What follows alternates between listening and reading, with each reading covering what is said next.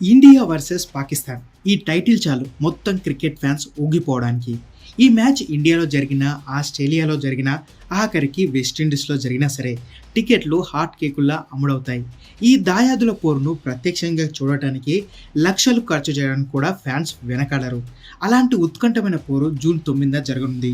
T20 world కప్లో భాగంగా అమెరికాలో ఈ మ్యాచ్ జరుగుతుంది. అయితే ఈ మ్యాచ్ టికెట్ల ధరను ఐసీసీ $20,000గా నిర్ణయించింది. అంటే సుమారు 16 లక్షలకు పైమాటే.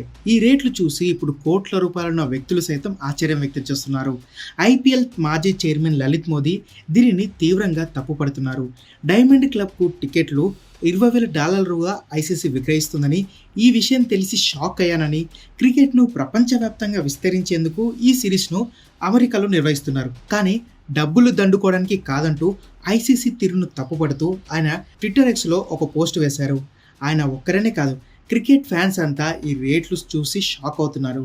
ఈ రెండు జట్ల మధ్య రెగ్యులర్గా సిరీస్లు జరగట్లేదు కాబట్టి క్రేజ్ ఎక్కువే ఈ మ్యాచ్కు, ఒప్పుకుంటాం. కానీ మరి ఇంత టూ మచ్ రేట్లు పెడితే సామాన్యులు చూడడం ఎలా అని ప్రశ్నిస్తున్నారు.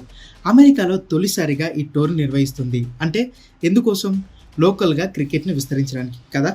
ఇంతింత రేట్లు పెడితే అమెరికాలోని నార్మల్ పీపుల్ క్రికెట్ వైపు చూస్తారా, క్రికెట్ ఆడటానికి ఇష్టపడతారా అన్న అనుమానం ఇప్పుడు ఫ్యాన్స్ వ్యక్తం చేస్తున్నారు. మరి మీకేమనిపిస్తుంది ఈ స్థాయి ధరలు చూసి?